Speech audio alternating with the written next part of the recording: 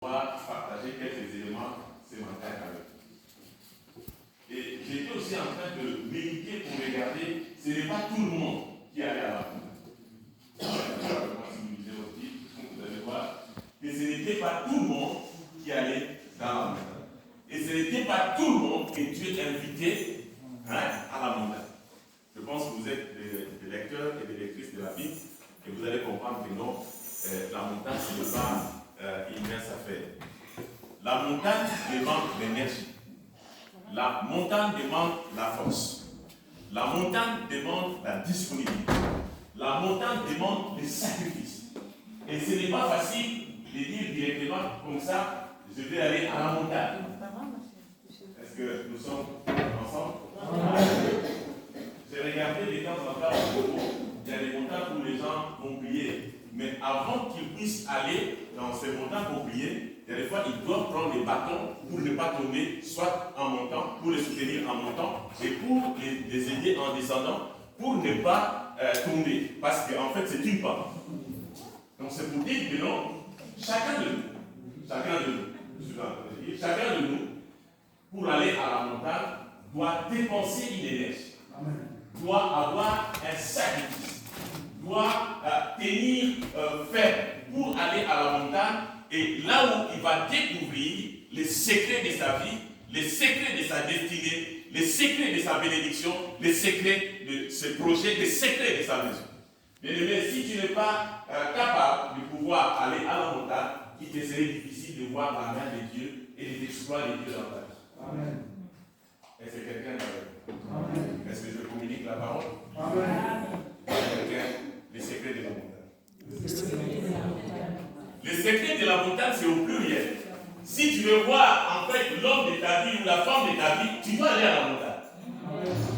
Je parle à quelqu'un ce matin. Je vais te poser pour pouvoir communiquer et j'ai pris Dieu que je ne puisse pas prendre beaucoup de temps.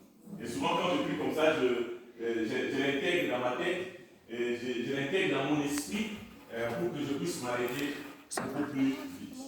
Amen. Donc, c'est dans la montagne que tu verras les projets de ta vie. C'est dans la montagne que tu verras que non, ceux qui sont derrière toi, ce sont des margoulettes. Est-ce que quelqu'un peut me dire amen? Amen. Est-ce que quelqu'un peut m'encourager de prêcher? Amen. Si tu es à la montagne, ta vie sera claire, ta vision sera claire. La vision de ta maison, la vision de ta vie, la vision de ta destinée. Même s'il y a le vent qui est en train de secouer, mais si tu es à la montagne, tu verras clair. C'est-à-dire Dieu te donnera toutes les disponibilités pour que tu puisses comprendre que non, je me tiens à sa parole, qui est le vent, qui est la tempête. Je sais que l'Éternel ne va pas m'abandonner. Je sais que l'Éternel va me soutenir. Je sais que ce qui m'arrive n'est qu'un vent, ce n'est qu'un passager. Ce n'est qu'une tempête qui va passer. Est-ce que vous avez vu à la télé que toutes les tempêtes, on donne des noms, ces tempêtes-là sont éternelles? Non, les tempêtes passera. C'est-à-dire Dieu se glorifiera et Dieu te donnera une vision claire. Dis-moi amen. Amen. Je dis à quelqu'un aujourd'hui, si tu étais en train d'hésiter par rapport à cette femme, n'hésite plus. Amen. Ça c'est prophétique. Amen. Ok, c'est prophétique. C'est prophétique et c'est directionnel. Amen. Bon, je peux continuer. C'est quelqu'un peut me dire amen. Ok. Je demande à Dieu la grâce d'être posé et de pouvoir continuer dans mon message. Amen. Amen. Je répète, si tu étais en train de douter par rapport à cette femme, ne doute plus. Maintenant, tu dois mettre les choses en ordre. Amen. Alléluia. Amen.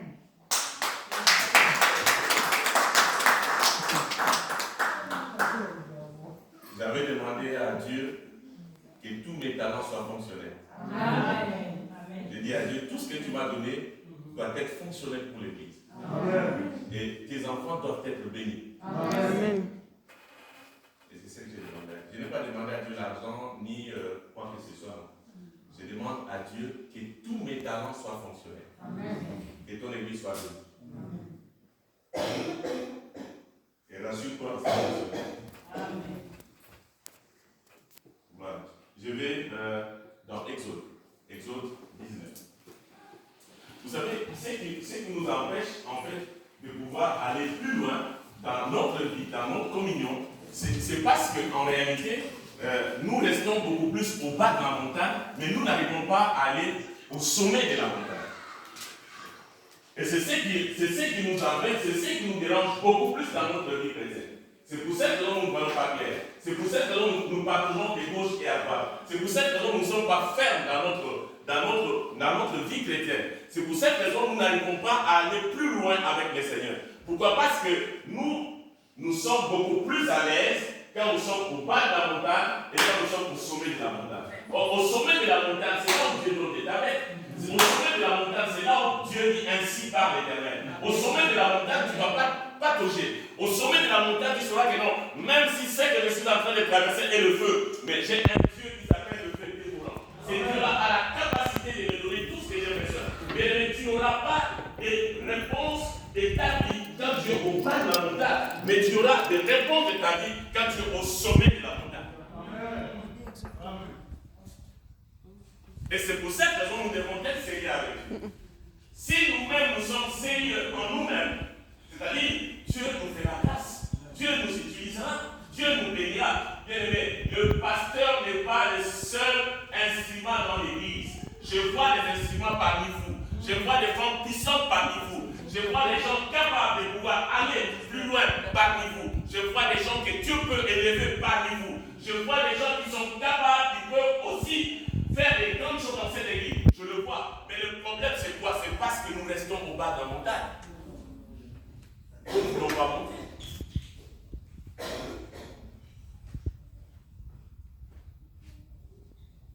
La dame qui a témoigné ici à Nicolas, mais elle parle français. Ok. Amen.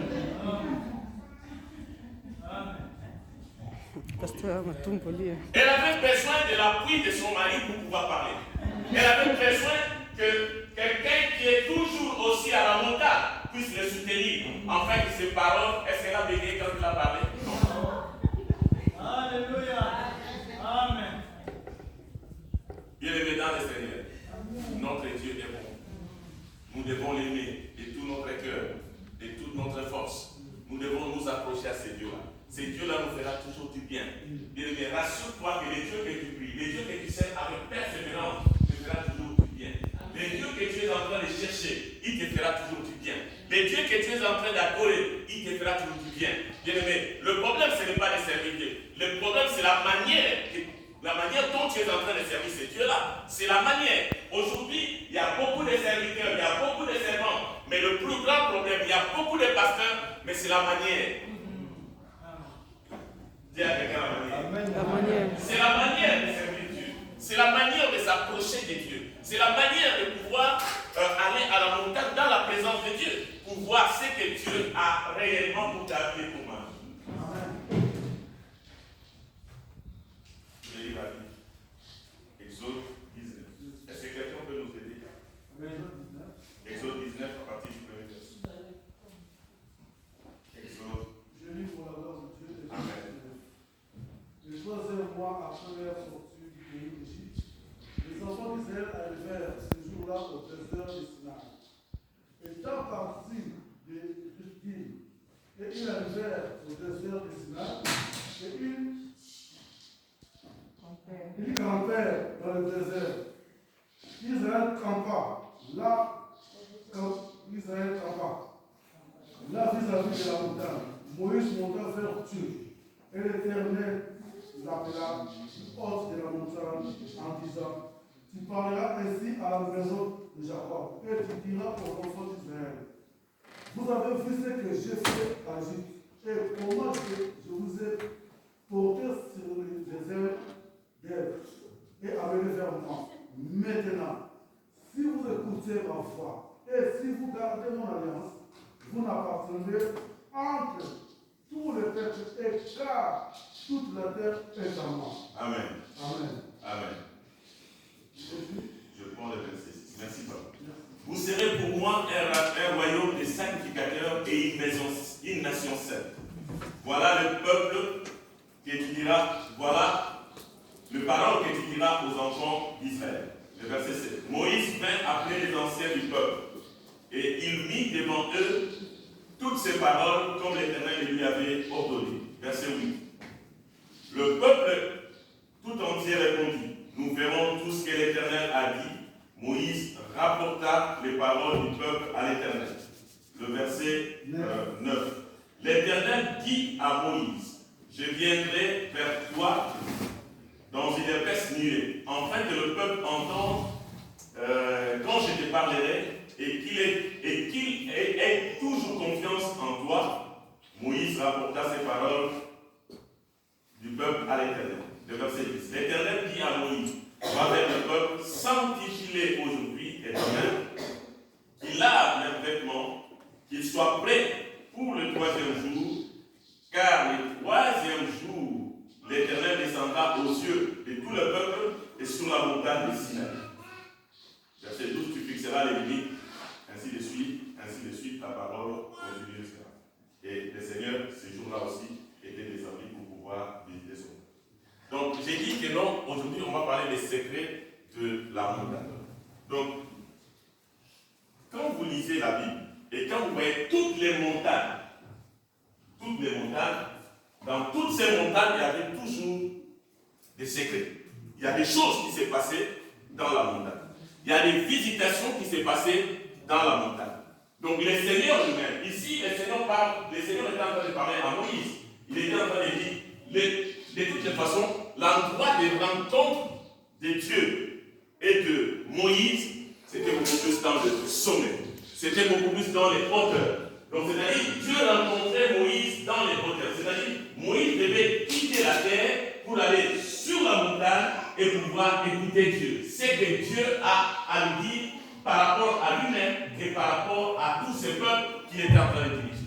Tu ne peux pas diriger une église et rester au bas de la montagne. Tu ne peux pas diriger une équipe et rester au bas de la montagne. Tu ne peux pas diriger une mission et rester au bas de la montagne. Tu ne peux pas diriger un foyer et rester au bas de la montagne. Tu ne peux pas diriger tes enfants et rester au bas de la montagne. Mais si tu veux diriger une église, tu veux diriger une équipe, tu veux diriger ta maison, tu veux diriger tes enfants, sois au sommet de la montagne, sois dans la présence de Dieu. Et quand tu resteras dans la présence de Dieu, bien aimé, Dieu te dira les ainsi par l'Éternel. L'Éternel te donnera des tablettes. L'Éternel te donnera des promesses. L'Éternel te donnera une parole. Et cette bonne parole t'aidera toujours à demeurer ferme et à comprendre que non, ton Dieu est fidèle. Ton Dieu a la capacité de pouvoir te donner tout ce que toi tu as besoin. Dis-moi Amen.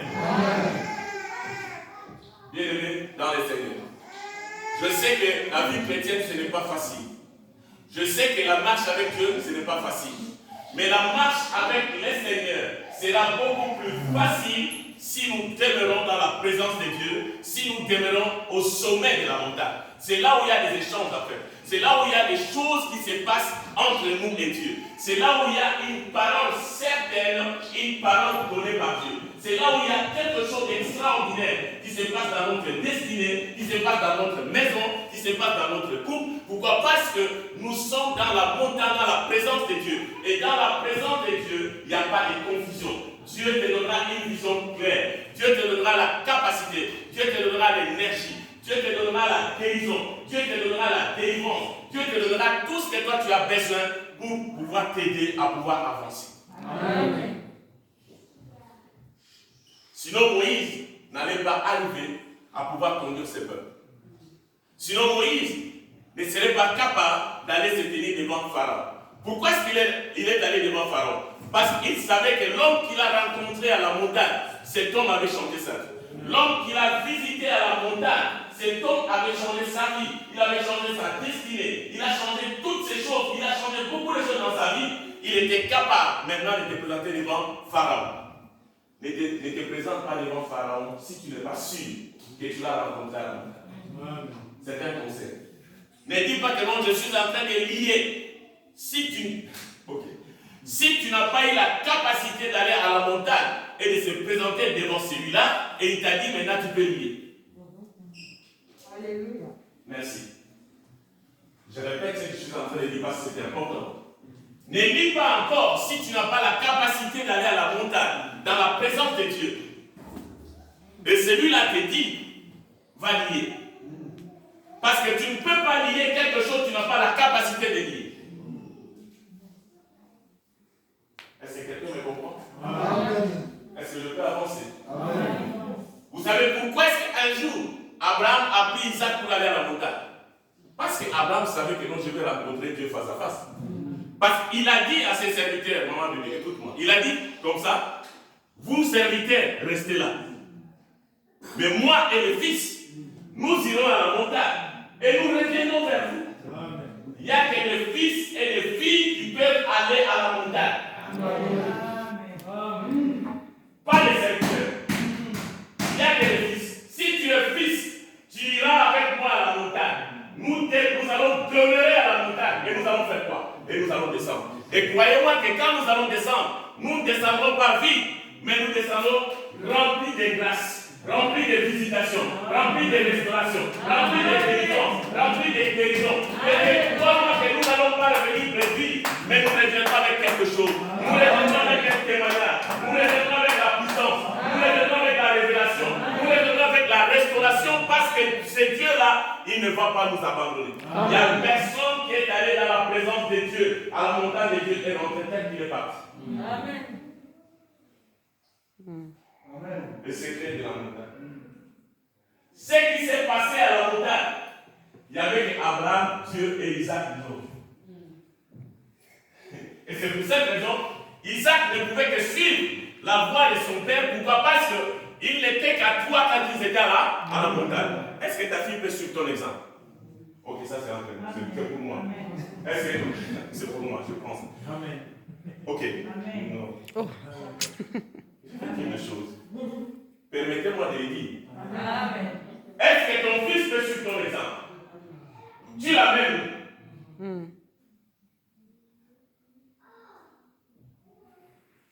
C'est pour cette raison Isaac est resté ferme. Parce qu'il était dans les secrets de la montagne. Si ton enfant est dans les secrets de la montagne, si toi tu es dans les secrets de la montagne, le ce qui se passera dans la montagne marquera sa vie et marquera ta vie. Amen.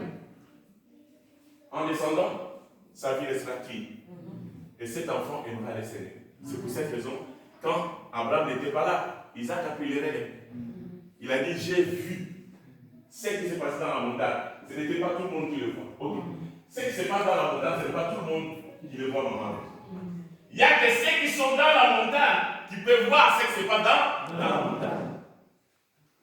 Et c'est pour cette raison, à chaque fois où ça n'allait pas, Moïse disait non, je dois retourner. Parce que si ça ne va pas, ne cherche pas à résoudre toi-même. Rentre à la montagne. Si tu rentres à la montagne, celui qui t'aide à Paris dans la montagne, celui-là te dira ce que tu dois faire.